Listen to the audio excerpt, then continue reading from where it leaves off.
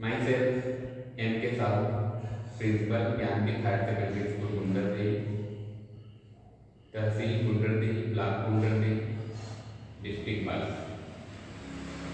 पिछले जो वीडियो था उसमें हम आव्यूह मैट्रिक्स के बारे में प्रश्न बनाए थे। अब इस बार जो है डिटर्मिनेंट सारणी के बारे में एक महत्वपूर्ण प्रश्न जो पूछा जाता है उसको हल करते हैं। ये प्रश्न है, इसमें लिखा है बिना विस्तार किए सारणी का मान ज्ञात कीजिए। जो सारणी है उसको हम डायरेक्ट तो हल कर सकते हैं, लेकिन प्रश्न जो है परीक्षा में इसको बिना विस्तार किए अगर पूछा गया है तो बिना विस्तार किए ही बनाएंगे तभी पूरा नंबर मिलेगा। तो ये 4 नंबर में पूछा जाता है ये प्रश्न, तो इसको हल करते हैं। तो यहाँ पर जो भी बिना विस्तार के अगर बोला गया है तो प्रगुण का उपयोग करना पड़ता है। प्रगुण का उपयोग करेंगे तो इससे पहले यहाँ पर इसको माना करके लिखेंगे। माना, इसको डेल्टा से प्रदर्शित करते हैं सारणी को। तो डेल्टा इक्वल टू हो गया पहला रो में 0 sine alpha minus cos alpha, फिर सेकंड रो में minus sine alpha 0 sine beta, फिर थर्ड रो में cos alpha minus sine beta 0। इसको इक्वेशन फर्स्ट समीकरण लिख देते हैं। अब जो है यहाँ पर चाहे फर्स्ट रो और सेकंड रो और थर्ड रो से माइनस चिन्ह कॉमन निकाले, या फर्स्ट कॉलम, सेकंड कॉलम और थर्ड कॉलम इससे माइनस चिन्ह कॉमन निकाले। कोई भी एक या तो रो से निकालें या फिर कॉलम से। तो मान लो R1 यहाँ पर लिखेंगे R1 से -1 चिन्ह उभयनिष्ठ लेने का, उभयनिष्ठ लेने पर। तो ये पहला रो से हम लोग माइनस चिन्ह कॉमन निकालेंगे, यहाँ पर -1 ऐसा लिखेंगे।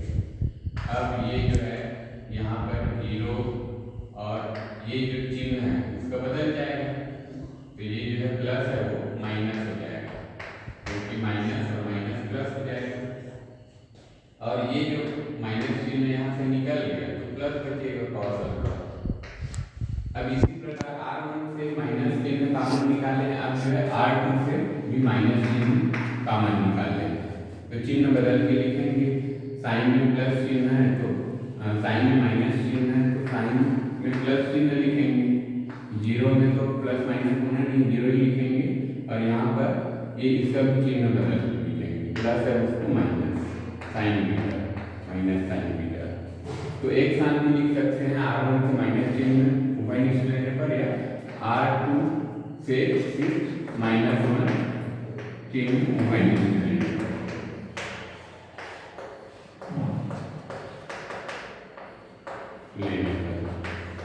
तो यहाँ पर हो गया। अब जो है इसी प्रकार R3 से -1 उभयनिष्ठ लेने पर,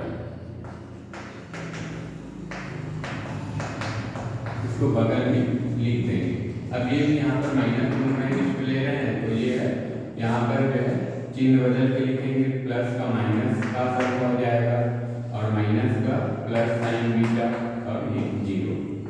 ये जो है हम लोग ये यहाँ पर अगर कोई भी रो या कॉलम से कुछ चिन्ह उभयनिष्ठ ले सकते हैं। इसके तरफ यहाँ पर लिए, यहाँ पर फर्स्ट रो से -1, सेकंड रो से भी -1 और थर्ड रो से भी -1 लिए। अब जो है यहाँ पर 3 बार माइनस का गुणा, तो माइनस इंटू माइनस प्लस, फिर प्लस और माइनस का गुणा फिर माइनस, ये माइनस हो गया यहाँ पर।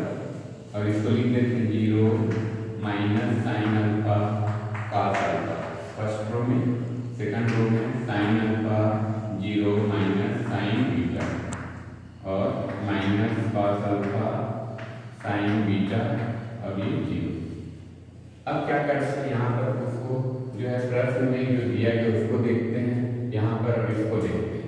तो देखते हैं तो यहाँ पर देखेंगे यहाँ पर चिन्ह का बस अंतर है, ये माइनस है यहाँ पर और यहाँ पर माइनस है, ये प्लस है यहाँ माइनस, ये माइनस है यहाँ पर प्लस, नीचे में भी सेम है, केवल चिन्ह का यहाँ पर अंतर। तो ये जो फर्स्ट रो है उसको हम लोग फर्स्ट कॉलम बना देते हैं, सेकंड रो को सेकंड कॉलम और थर्ड रो को थर्ड कॉलम। तो चिन्ह जो है इस रूप में आ जाएगा। तो यहाँ पर एक प्रगुण होता है, दूसरा प्रगुण है। तो प्रगुण 2 के अनुसार यहाँ पर किसी सारणी के पंक्तियों को स्तंभों में और स्तंभों को पंक्तियों में बदल दिया जाए तो सारणी का मान अपरिवर्तित रहता है। तो इसके अनुसार हम लोग बदल देंगे इसको। ये फर्स्ट रो है, इसको फर्स्ट कॉलम बनाएंगे 0 minus sine alpha cos alpha. फिर सेकंड रो को सेकंड कॉलम, तो sign alpha 0 minus sine beta. अब ये थर्ड रो है, उसको third column minus cos alpha sine beta 0। अब देखते हैं यहाँ पर ये समीकरण एक आ गया 0 sine alpha minus cos alpha minus sine alpha 0 sine beta और cos alpha minus sine beta 0।